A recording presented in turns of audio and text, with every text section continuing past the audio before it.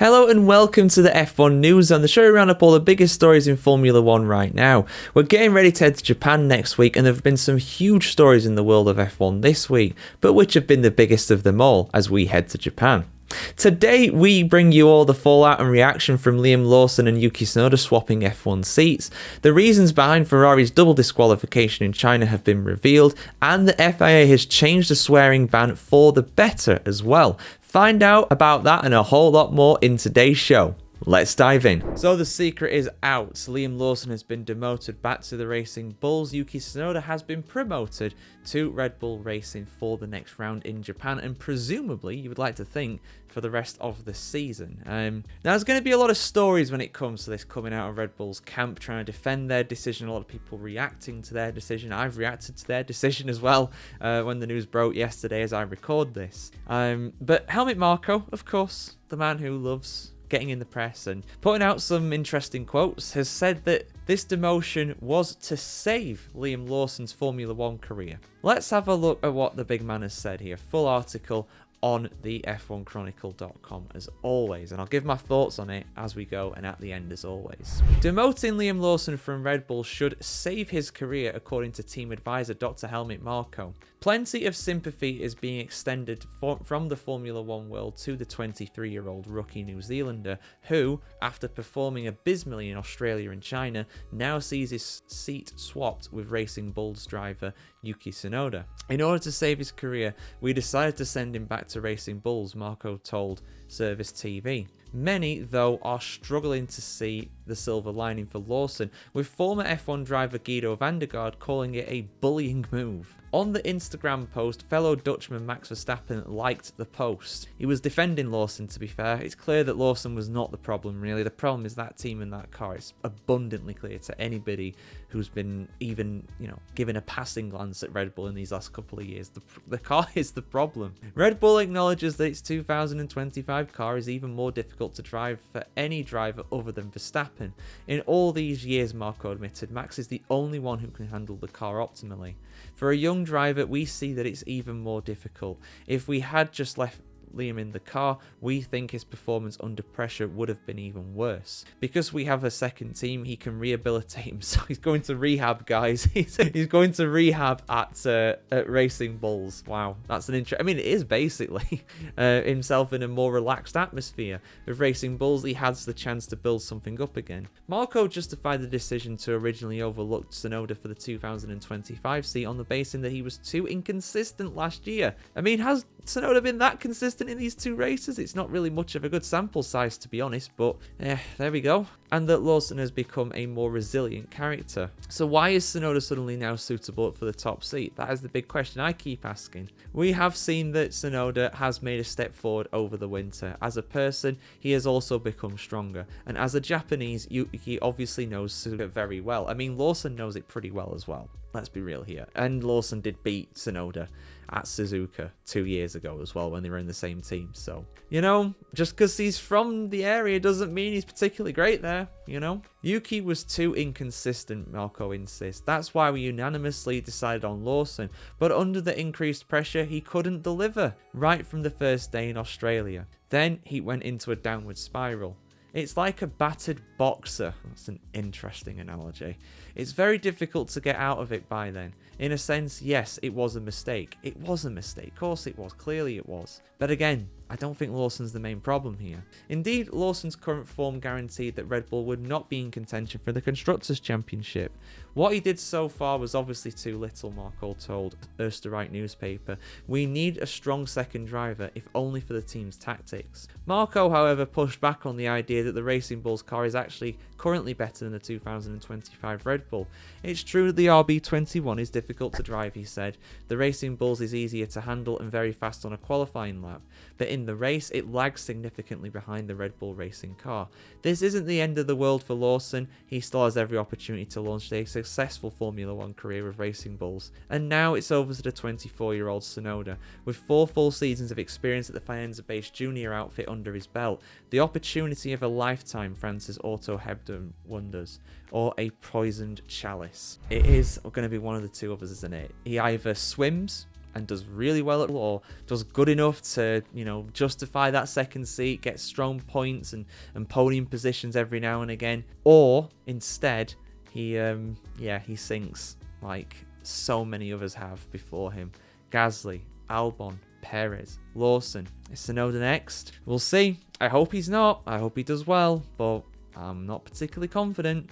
You guys let me know in the comments below your thoughts on this though. Is this a positive thing for Lawson? Does this damage his reputation? I don't think you can read too much into 2 races. Clearly, it was not him that's the problem. Clearly, it's the car. It really... Even Max is relatively struggling. He's been showing signs of being annoyed. And, you know, if he doesn't like what he sees, doesn't like the car, he might leave. There is that rumoured clause in his contract. He might go to Aston Martin one day. They'll say they've got 2 drivers there, and they do. But do you really think that Lawrence Stroll won't sack his own son, or Alonso, to try and get Verstappen? He will. If there's a chance, he 100% will. 1000%. Did the same thing with Adrian Newey. He got the absolute war chest out to get him because he wants to be a winner in Formula 1. And getting a driver like Verstappen, well, arguably right now there's no one better. So we'll see what happens, guys. The allegations that have been thrown at Ferrari after their double disqualification in China is genuinely laughable. People genuinely thinking, oh, they cheated, they did this on purpose. I don't think they did. I really don't think they did, because to do that knowingly would be monumentally stupid, because you can't get away with it. So for those that don't know, for those that have missed what happened in China, Charles Leclerc and Sir Lewis Hamilton finished in 5th and 6th place respectively. Leclerc was disqualified due to his car being underweight, and also Hamilton was disqualified for his plank on the underside of the car being worn down too much. Now, both of these in theory do give performance advantages. If your car is underweight, it can be quicker around the corners and quicker in the straight because you've got less mass to move around.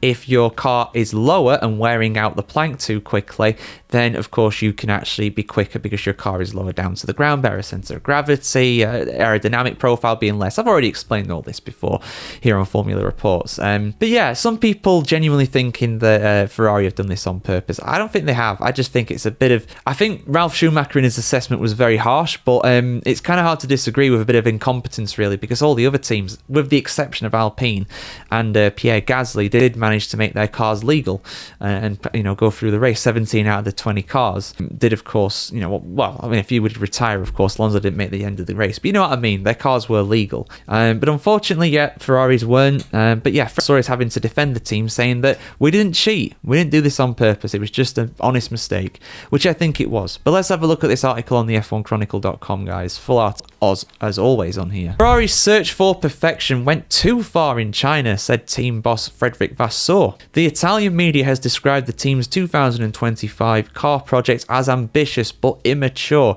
which was clearly seen in Shanghai, where Lewis Hamilton won the sprint race from pole but then struggled in the main race. Worse still, after the race, FIA scrutineers found both cars to be illegal, Hamilton with an excessively worn plank and Charles Leclerc underweight. We must have been too aggressive, Fred Vasseur told France's L'Equipe. That's how it is. This setback shows that we are in search of perfection and that sometimes we look too far. In both cases, the cars were not far from being legal, just 1 kilogram of weight for Leclerc and Hamilton's plank a tiny 0.5 millimeter too thin. You have to make a distinction between disqualification, because you're taking risk and disqualification because someone is cheating, Vasseur insisted. The aim of the game in F1 is to push yourself to the limit of all parameters everywhere. To get the last gram of weight, the last 1/10 of a millimeter of a skid block, to get the last millimeter of a wing deformation. It's certainly that the more pressure you're under, the more intense the fight, the closer you need to get to those limits and the more risks you take. Vasseur is not writing off Ferrari's chances of beating McLaren to the 2025 World Championship. Of course, McLaren is in good shape, he is quoted as saying by Motorsport Total, but that does not mean that the championship is over for us. We are talking about a 10th or a 10th of a half lap of prep, said the Frenchman. You can go from P6 to P1 or P1 to P6. So we have to be calm, work step by step and make the changes to the car until the very last moment. And he's right. he's right. These are incredibly fine margins, and if you're not pushing the envelope in Formula One, then you're not going to be very successful. You have to push the limits, and unfortunately, sometimes you do go over. Now, in terms of, I've already given my theories as to why this happened. With Charles Leclerc, he did a one-stop race, as did Pierre Gasly, who also got disqualified for being underweight too. I think that kilogram easily could have been lost in the tyres, being more worn down in both of their cases. Not dissimilar, actually exactly the same as what happened to George Russell last year in Belgium. It happens. Clearly they were more on the limit than the other teams, because most of the teams also did a one stop, but Charles Leclerc actually fell foul of that. When it came to Sir Lewis Hamilton with his plank being worn out too much, again, they're pushing the limits. The car was run a bit too low, the plank was worn out too much. So yeah, it's easily done. It's very easily done. They clearly went over the limit and they got punished for it. They didn't argue about it, and I think it's a bit farcical having to defend themselves in the press like this. They made a mistake. It didn't pay off. Bit like with their gamble with the strategy in Australia. Not many people are really, people are having to go at them for that as well. They rolled the dice. It didn't work out, but they have a big old gap to McLaren to make up now. It's going to be tough. It's not unheard of for sure. You look at Red Bull last year. Look how far they were ahead after a few rounds. We're only 2 rounds into the season, so there's plenty of time for Ferrari to recover it. But as it goes by, it's going to get more difficult. And, because of all this, they might well run a more conservative setup as a result in Japan. And the pace might suffer because of it. They did in Australia, and their pace suffered. So we'll see what happens, guys. So Toto Wolff had a very interesting quote that has been banded around the media over the past day or so, ever since the Chinese Grand Prix. He was very full of compliments, really, for his now lead driver at Mercedes, George Russell. Now, Russell is not exactly the most popular guy. There's a good section of the fan base in Formula One that don't like him. I'm not too keen on him personally, but let's just keep away from that and let's just focus solely on the driving at the end of the day, because that's what we're here to talk about. That's what this quote is about.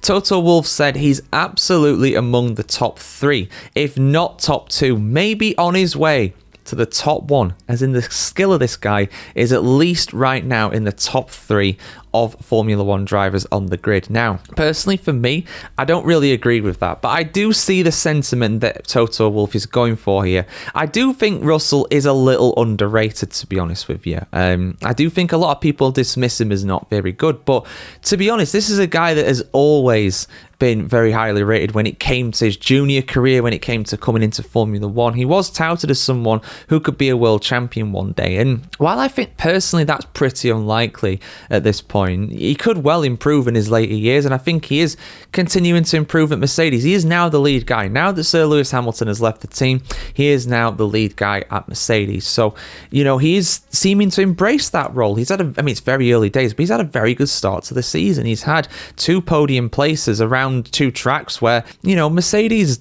didn't look that amazing, really. You look at Kimi Antonelli, where he was in the end, particularly in China, and you got to say that Russell is really getting the most out of that car right now. And at the end of the day, there is an argument to say that George Russell is really, really good, because he did beat Hamilton in 2 of the 3 seasons that he was teammates with him. Now, Hamilton did place higher than Russell in 2023, and there are reasons, I think, other than Russell just being really quick, that Hamilton didn't beat Russell during that time, and that is a debate we can have another time. I have mentioned those reasons in other videos. I feel like the car suited Russell more than it did Lewis Hamilton, and especially in his first year at Mercedes as well in 2022. I do feel as though Hamilton was kind of the guinea pig, really, of his own back. I'm not saying that he was set up or anything, but when it came to the setups, Hamilton was very vocal about trying funky setups on the edge, experimental setups to try and get on, on top of that car, really, at that time, because that 2022 car, particularly early on in that season, was very difficult to control, and eventually to get on top of it, it did become a more consistent car. But during that time, Hamilton, as the more experienced driver in that team, he was the guy that was trying those different setups. So I do feel like it's not as simple as saying that Russell beat Hamilton and is better than Hamilton. I don't really think that Russell is better than Hamilton. There, I'll say it. I do rate Sir Lewis Hamilton more highly right now, even on his current form. I really do, personally. And there's quite a few drivers I'd put ahead of Russell, personally. I mean, Max Verstappen being the obvious one. I would personally put Charles Leclerc ahead of George Russell as well. That's a bit more debatable. That's a bit closer, but I would say so. And then there is an argument as well to say that Fernando Alonso is still a top driver too. But in this season so far, I am kind of second guessing myself with that one, really, because he's not really had the opportunity as well. But, you know, right now he's not doing particularly well. But I do rate Alonso very highly still. So I would say he's on that kind of plane. You know, you could say that Alonso and Russell and maybe Charles Leclerc, although I personally put Charles a little ahead, they're on that kind of level. I'd also put the likes of Carlos Sainz in there as well. And we can't forget about the two McLaren drivers either, Lando Norris and Oscar Piastri. I think they are at least as good as George Russell. But it's interesting at the end of the day because you look at Russell's junior career. He did win Formula 2 in 2018. He won the Formula 2 championship that year, and it was a very strong F2 field during that season. You also had Lando Norris and Alex Albon in that series as well at the top, and they all made it to F1, and they've all had varying degrees of success since then, but I think they're all very talented. I don't think many people will doubt that. Look at how well Alex Albon is doing for Williams so far this season. That hasn't come completely out of nowhere. So is Russell in the top 3 of Formula 1 drivers on the grid? Is Toto Wolff right about that? I would personally say no. But there's definitely an argument to say the guy is in the top 5. But even then, in my opinion, it's debatable. I don't think it's that cut and dry personally. But what do you guys think? Is Russell in the top 3? Is he heading towards that top 1? Or is this Toto Wolff overrating his now lead driver? Is he just trying to give a bit of confidence boost in the media? Your thoughts in the comments below, guys. I want to hear what you have to say as well about this. Oh, the V10s. Bring back the V10s is the cry from a lot of fans, but the realities of making that something that actually happens in the next coming years, I think, is extremely slim. And one of the reasons why I'd given when it came to that really was the new engine manufacturers coming in, you know, Audi, Honda, Ford coming in as partners as well. Are they really going to accept that Formula 1 is going to go in a completely different direction and go towards V10s rather than these new 50-50 hybrid units that are going to be in the cars starting next year?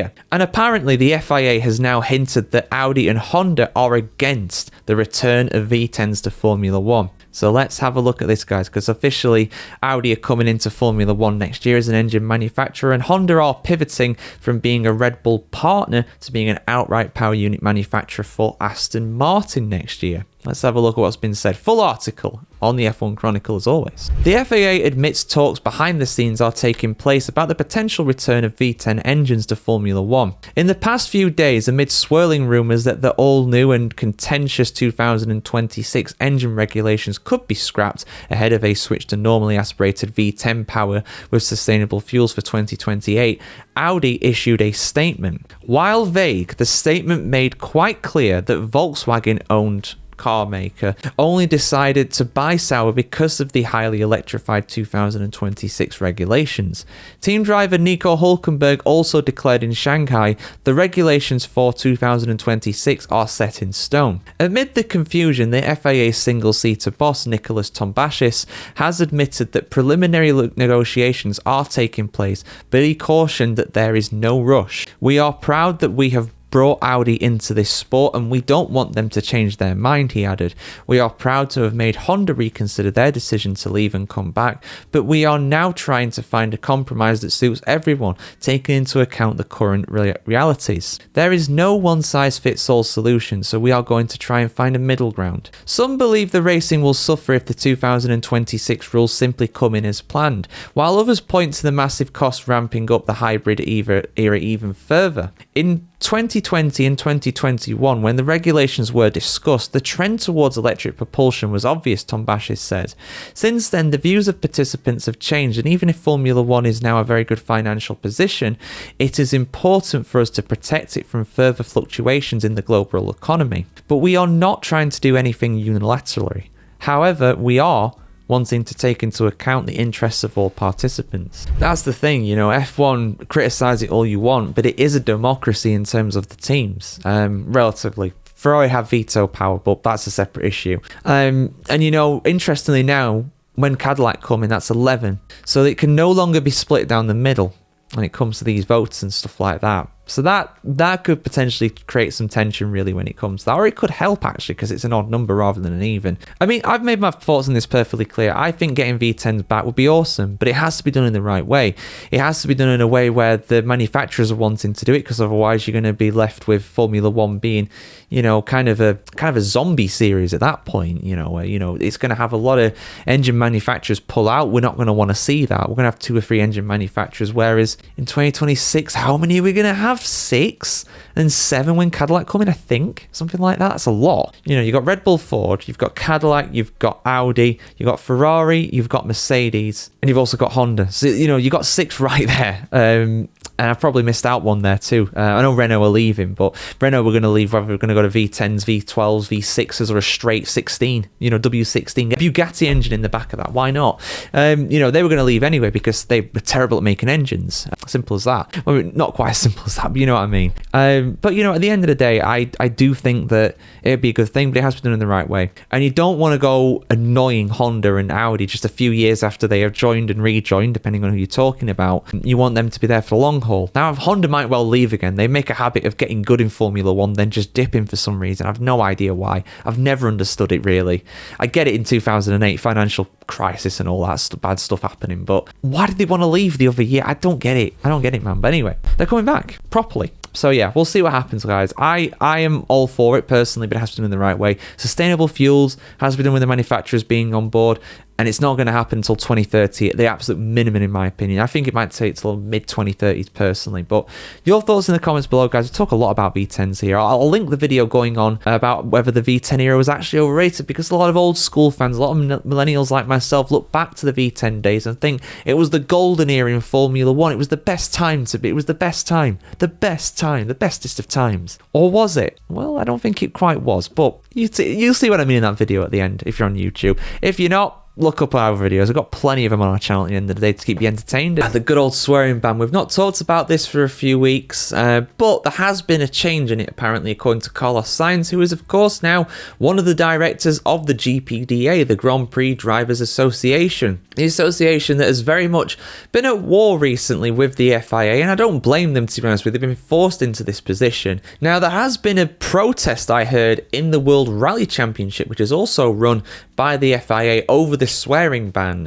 I think some guys have been fined a lot of money. I think 50,000 euros, I remember hearing, which is a lot of money in general. But to a rally driver who is paid nowhere near as much as a Formula One Grand Prix driver, that is a sizable chunk of their income. I know the team will probably pay it, but still, that's a lot of money. But let's have a look, because apparently common sense, according to Sainz, has been added to this regulation with the FIA. Full article on the F1 Chronicle, as always. Common sense has been applied to the highly controversial new swearing ban in Formula One. That is the view of Carlos Sainz, who is in China and was asked about the reports from Melbourne a week ago that indicated the FIA had backtracked on the harsh clampdown. From Australia onwards, stewards are only going to consider penalties for foul-mouthed drivers if the swearing takes place outside of the actual cockpit. So in short, basically, Formula One drivers can say whatever they want over the radio when it comes to swearing in the actual car. But outside of that, let's have a look what actually is going to happen. Senior FIA steward Gary Connolly, also a member of the World Motorsport Council, told drivers in Melbourne that swear words on the radio in the heat of the moment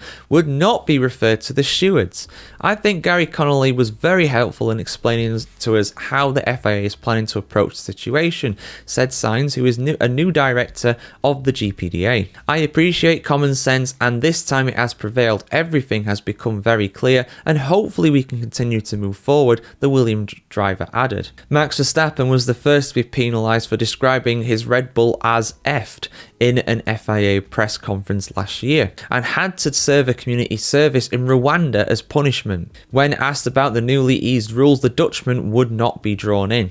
I am not going to say anything about that. I want to say Zen. Dutch journalists quote him as saying in China. Everyone expects me to be the first to swear, but I'll try for that to not happen. Well, we'll see what happens, Max. At the end of the day, there's nothing wrong with it for me. I've made my feelings very clear about this over these last few months. I have no problem with these guys swearing.